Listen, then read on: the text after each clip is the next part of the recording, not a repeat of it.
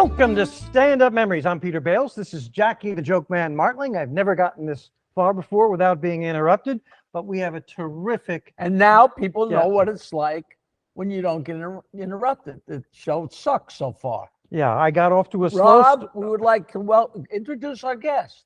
We have a terrific radio personality and comedy booker, knows everything about comedy. I heard he is the king of Buffalo. King of Buffalo, Rob Lederman. Not the animal of town.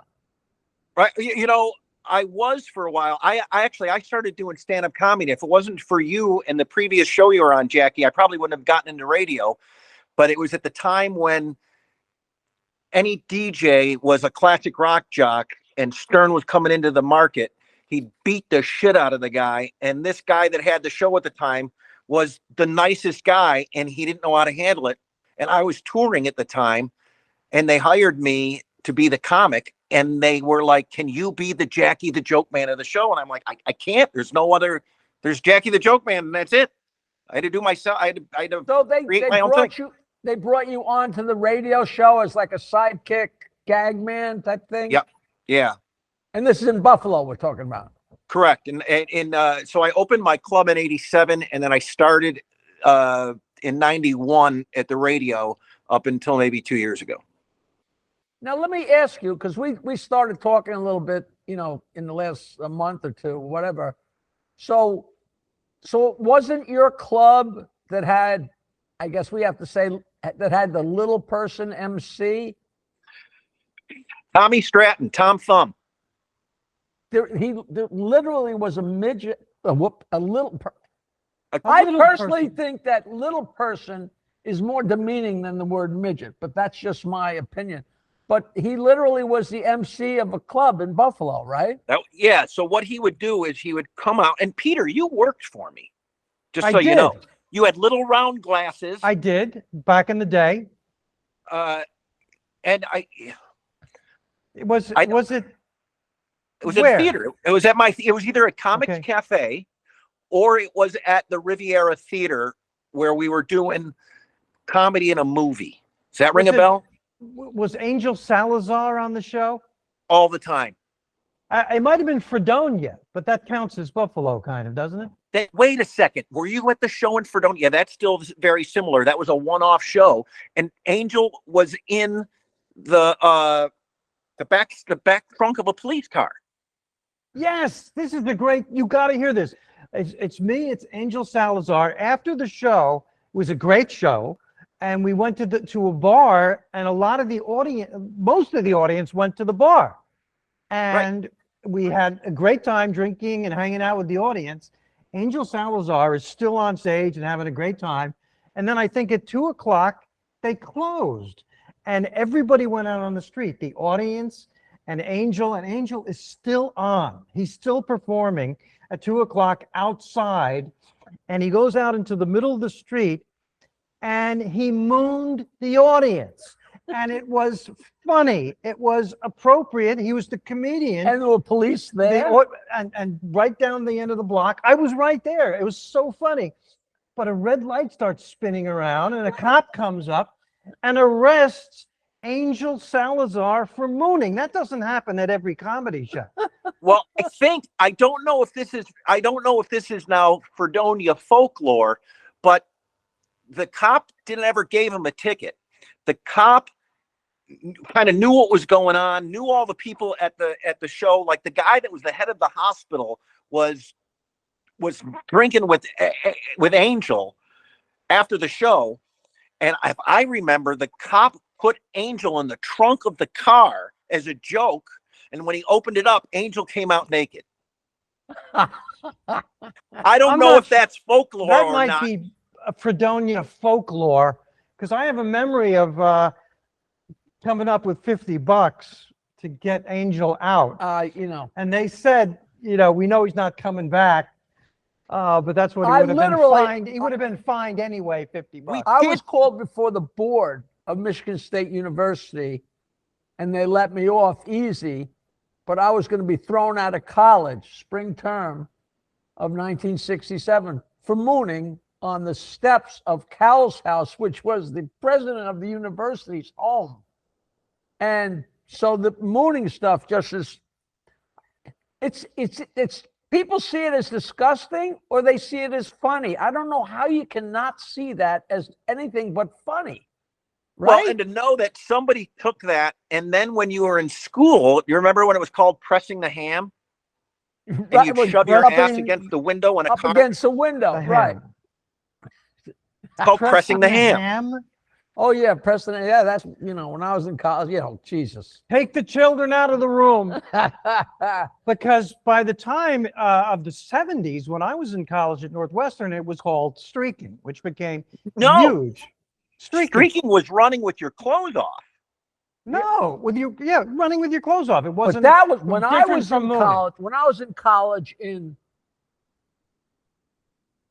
I think maybe 1970 or something like that. That wasn't the mid-set. That was early, because I did it. I distinctly remember stripping and running in the days so long ago that McDonald's in the winter, it wasn't a place. It was still a walk up and buy hamburgers. And in the winter, they had like plastic, screens around for the people waiting in line.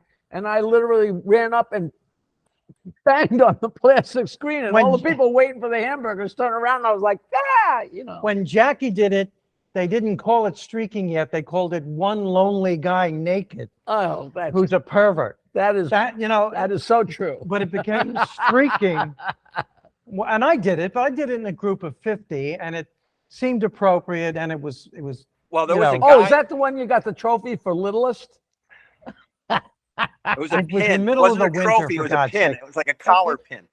Now, wait, we brushed right by Tom Stratton. There really was a little person. Yeah, so here's how he would come out. He would come out with a briefcase. I don't know if you remember this, Jackie. He would come out with a briefcase.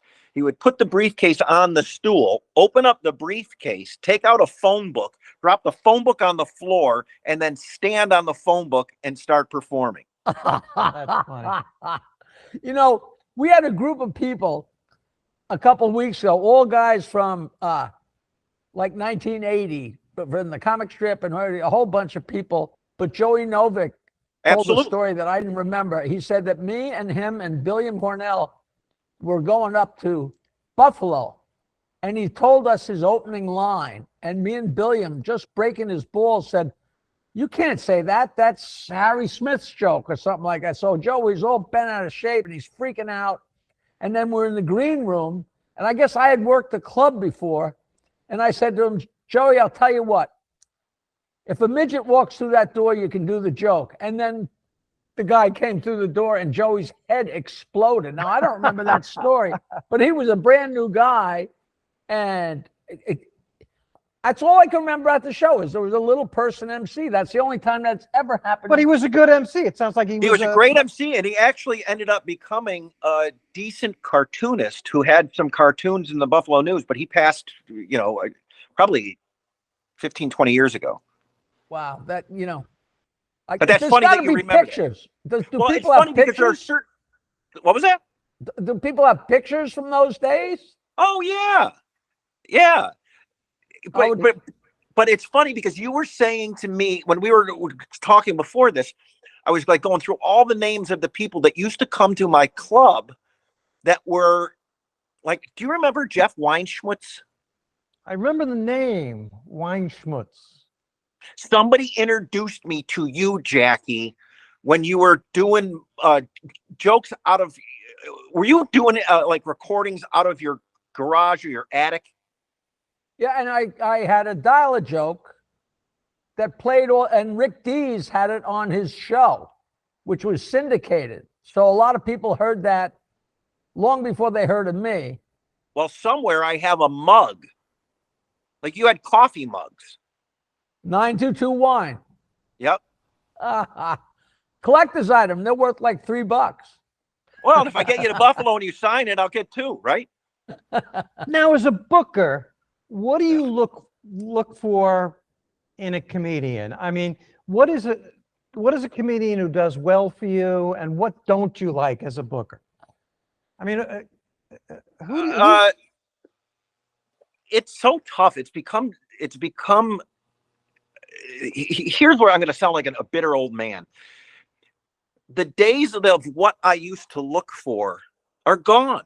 So, you know, I've got this special. I've been on the Tonight Show. I've been on it means nothing anymore. It's this guy's got 200,000 followers. Yep. He's been doing it for 6 years, and he comes into the club and he sucks, but he sells out. One laugh. You know, people have 7 million followers on Twitter, and they get booked, and then I've had club owners yell at me like, "What is it with these guys with all these followers, and they have a special on Amazon, and they're not funny?" Don't ask me. I'm not the one that books them. But how do you judge? You know, you gotta. You know what I do is when I get one of these a YouTuber or somebody that says, you know, I'm a stand-up comic and I go and I look where they were at the week before they contacted me, and then I contact that club or theater and say, tell me about it. Like, we had a guy that we're ready to book. He would have sold out like this. Nobody knew who he was. I never heard of him. I went to a couple videos. It was stupid, very amateur. But he sold out a theater of 800 seats the night before. And I call the theater and I'm like, so can you tell me about how the show was? And he goes, it was all right, but he only performed for like 25 minutes. And I go, you're kidding me. He goes, no, he said that's all he had, but nobody seemed to care. They were all happy with it. And he was selling. That's what I was going to say. Sometimes I've seen these influencers do bad shows because they're not acts, but the audience still leaves happy. Like, we wanted to see him. Because they saw the famous guy that they knew. It's the same old, you know, but basically it's got to go back to, if you want to work my club, send me a tape. You know, let me see you make people laugh for 10 minutes. You know, or I'm way too scared now to bring in anybody that I don't bring in anybody new anymore, really, to headline, because it's too much of a risk. You know, I mean, sadly, I don't do open mics anymore. We used to have open mic night. I don't do open mic nights anymore because I couldn't handle seeing people out going, no matter how many times you told them it's open mic night, they'd come up to me at the grocery store. Oh, we were at your club on Thursday night. Oh, how was it? The first 10 guys sucked. And now I'm like going, this is not the word I want around the streets. So I got rid of it, and I'm only going by off what people say, other comics. Hey, use this guy. Other than that, it's just different. I have a little surprise for you. It's actually silly, and it's not really that much for real, but we have an auditioner. Right now, our crew, which you know by now, we refer to as Are you going to tell me, crew, Michael? We refer to our crew as the "I wonder what this button does" crew. Okay, and one of our I'm on to that. I figured that out the first half hour, Jackie. The first half hour we were waiting. Well, one of the members of the crew, I got word today that he wants to tell me a joke. And I thought, what better thing to do than have him tell the joke to a club owner so you can give your honest assessment. And it's absolutely, that's how we feel. It's absolutely unfair because he's not prepared for this. He just wanted to innocently tell me a joke. But being the dick that I am, we would like to introduce 1D. This comic's he goes by the name 1D. 1D? Because his name is Freddie, but he only has 1D in his name. Right. So he calls himself 1D. And we have a microphone here. And is he going to come around? Can he stand right behind us? Freddie, why don't you come on? Freddie. 1D. 1D, ladies and gentlemen. And this is an audition for a genuine Big Burke. Give him a microphone. No, it's not. Okay. Oh, okay. Here's the first thing, just so you know, before he even tells the joke. He's going to tell us a joke, right? All right, but before he tells the joke, I just want to let him know, as a booker, the first thing I look for is if he's got a cute nickname. That's it. That's half the battle. That's, there's nothing better than 1D. Maybe the legendary wit. After that, 1D wins, right? Right. Okay. Now, how do we give him? No, I got it. He's got it. Can you hear me? All right. Mine. I can hear you. I'm looking Hold forward on. to it. Don't be nervous. Okay, I'm not nervous. Don't be nervous because, you are 1D. Yeah. Listen, And if we bring Jackie into the place, he definitely needs an opener. So let's see. I got it. Okay, so Bales can't handle it. to preface, I want to say I'm not a comedian, so yeah. Also, I heard this joke online, so yeah. Hopefully I So far, you're remember it. selling it very well. Hopefully I remember it. I don't. Okay. Okay. There's a man that loves trains. So one day he stole a train and he killed 100 people. Later on, he was sentenced to death by the judge. And when he went to the electric chair, they asked him, "What do you want to eat for your last meal?" He says, "I just want a banana by itself, nothing else." I'm I always forgot. worked Okay. well. Well, There do you know better the be joke? more one No, day. there is. Do you know the joke? Not so far. I don't Okay, think all you right. do either. So Do you want he to know eats the what banana. sucks? You want to know what sucks is the way the comedy is now. This motherfucker probably has merch that says on it.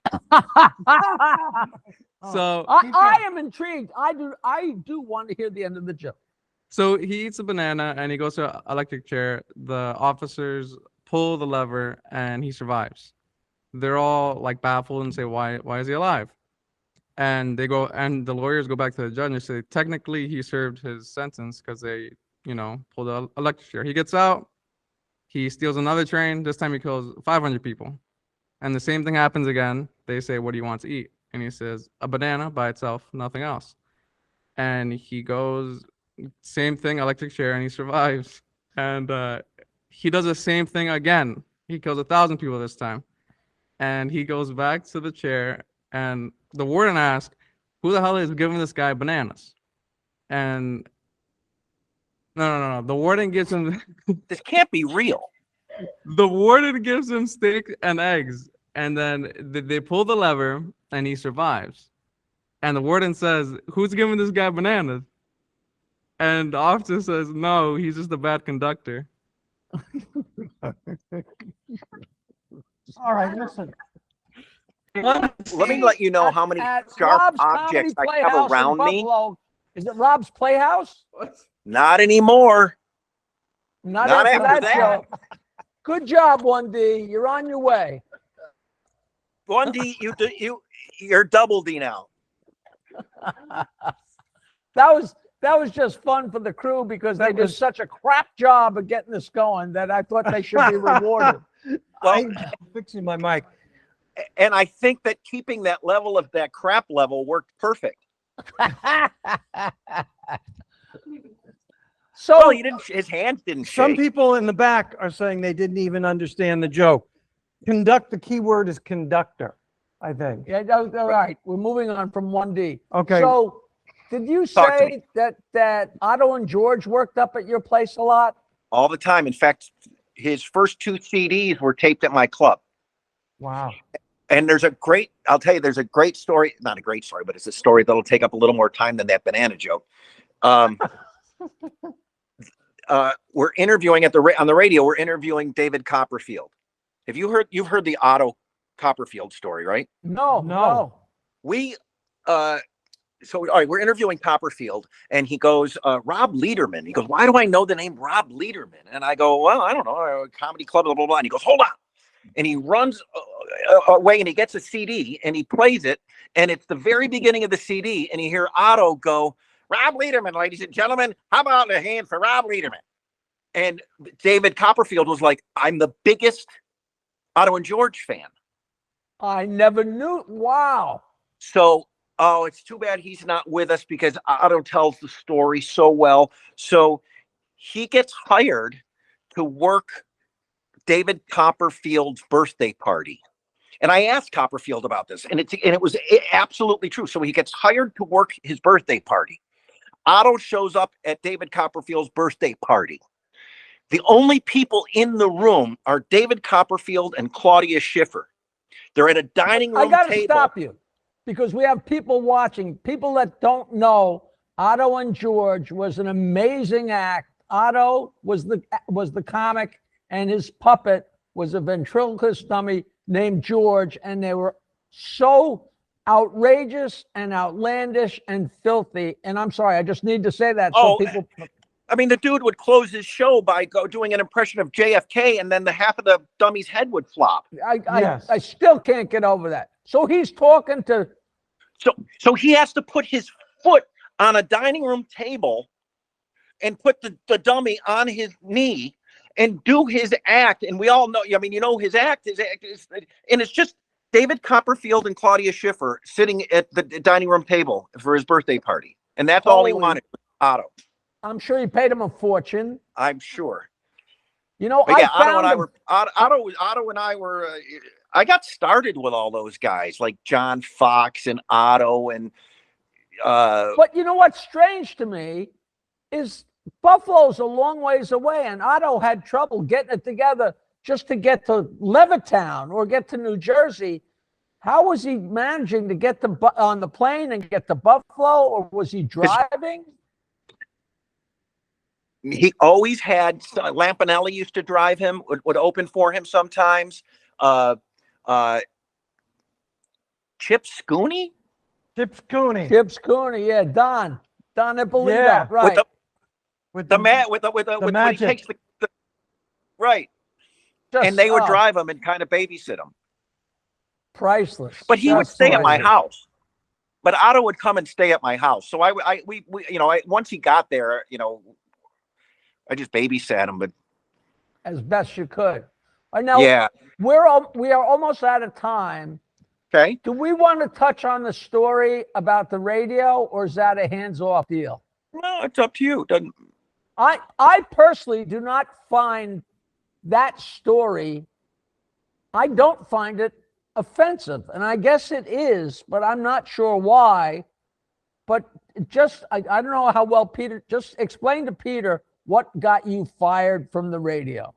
Sure. So you've done stand up and you've made the transition to radio, right? That's 30 some odd years. Yeah. So I started doing stand up in 84, opened my club in 87, started doing radio in 91 up until maybe 2 years ago. So during COVID, we all had our headphones on and everybody was at their own homes. And so when we were playing a song, you could hear what the person was doing at home, and it would be really loud in your headphones. So hold on. So this incident didn't take place 30 years ago. This took place in the last couple of years. Correct. Yeah. Oh, okay. It was something that I had no idea. It was right at the time when there was all this sensitivity and the comedy was changing, and I was still in the world of when I was a kid going to buy joke books that had, you know, best Polish jokes, best Jewish jokes. Right. So right. I you know, so the one guy, every time we would play a song, he would make rye toast, and it was really, really crunchy and dark. And so I said to our boss in our meetings, because it was super corporate, I go, we hear this guy crunching and it's so loud. It would be funny if the audience heard what we're hearing at home when, you know, okay, great idea. Let's do it. So he's got a stack of toast like this. We're playing a Doobie Brothers song, whatever. And during it, you can hear him. At the end, stupidly, I said to him, did you learn your lesson? You have your toaster set at Serena. You need to bring it back to Halle Berry. That's not even thinking that, you know, the next day, I mean, after the meeting, our boss was like, great show, put it up on the podcast. Nobody thought anything. Then a guy that did not listen to us, who was like 23 years old, started this sending that audio to Halle Berry. Halle Berry then calls me out by name, and the next day I'm a nobody. You know, I mean, I'm in Buffalo, and I got Entertainment Tonight at my house. I got fired the next day. 5 people got fired. The whole morning show, 30 years. That escapes me. That's like saying, hey, look, Halle Berry is more light skinned than Michael Jackson, or before, you know, like I just don't see the It's foul, corporate fear. the horrible. You weren't being demeaning in any way.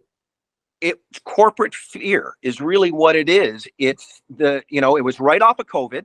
So there was no money coming in from concerts, no money coming in from bowling alleys, no money coming in from movies or restaurants or any of that where the classic rock station made its living. So all of a sudden now they can fire 5 people, save a shitload of money. The bottom line. I mean, and I didn't even get a chance to go on the air and apologize. It just exploded. Did you want to apologize? Would it have been a sincere apology? Because it's as how would a person of color hear that joke differently than we would, certainly, right? Absolutely, yeah. But it wasn't even a joke. It was just kind of like a comment. It's gonna be interesting because when this show runs, I'm sure we'll get some comments, and I'll be interested to see what people think, because it's one thing if the blatant racism or sexism or you could tell a Jewish joke and you could tell a Jewish joke. You know what I mean? You can be real offensive, or you can just be talking with an accent like an old Jewish guy. And at some point, there's got to be. It's not just all, there's got to be gray area. And I think that's in such a, not to make a bad joke, but the light side of the gray area. It's not up to us, really. No. It's Okay. up to Well, us. we will find out. And truthfully, if Peter, I would have liked to apologize because because you didn't mean anything. Yeah, it was one of a trillion jokes I did over 30 years that I probably, I was ignorant to the power of social media. I didn't understand what was happening. I didn't, Jackie, when you're in radio, there are times where you screw up and you get a chance to talk about it and it becomes great radio. Right. And talk flies about by and you revisit it and you try and undo it, And I think everybody just got scared. I mean, I got a phone call from the guy that hosts our NBC News here, who I'm friends with. And he goes, "What's going on?" I go, I don't know. Shit's hitting the fan. And he goes, "Well, we're leading at the 5 o'clock news that you're fired." I'm like, "You're kidding me." Jesus. And then they fired me at like 7 That's o'clock. how you found out? Yeah. All right, listen, we are not going to leave off because this show you know what? is We need to basically over. elevate. We're not going to leave off on this. So can I? We would like. Well, go ahead. I want to. I don't want to end this like this because then it leaves a bit. So can we end it with? I want to just tell a quick joke. There's this guy that is in an electric chair, and and you'll get to it quicker. I'll get you. I'll get us all in trouble. Did you hear about the Polish guy in the electric chair? They said, "Do you have any last wish?" And he says, "Yeah. Could you please do something to scare me? I got the hiccups." All right. I didn't laugh. Listen. That's a great joke. I want to come up and work. I want to come up and work for you. And now, unfortunately, it looks like I'm going to have to bring bales. Maybe we'll drive up there and make it a road trip. And we'll work Rob's Playhouse and we'll have a wonderful time. We'll tell Otto stories. And thank you so much for doing the show. Sorry about the hiccups in the beginning. And it was great. It was great to see you in person. Nice to see you too. It was good to see you again, even though it's been probably 30 years. Wow. It was a long time ago that I was there at the mooning episode. That is now Fredonia lore. I'll get the truth out of him. All right. All right, Jackie, I'll be in touch. We'll get a date together. And I certainly hope that that this thing takes off and we all become rich. Great. All right. That's a great dream. Thank you, Rob. We appreciate you. Man. All right, thank you so much, man. All right, Peter. Bye-bye. Jackie, it was good to see you. Bye-bye. That was a pretty good episode. A new episode every Wednesday with me, Peter Bales, Jackie the Joke Man Martling, comedians, interesting people. Leave a comment. We'll get what am I saying? I don't know. We're gonna get back to you. We will respond to your comment. Standupmemories.com. If you go there, it shows all the different All platforms. Spotify, we're on everything. Every Wednesday. Stand Up Memories. Every Wednesday. A new episode.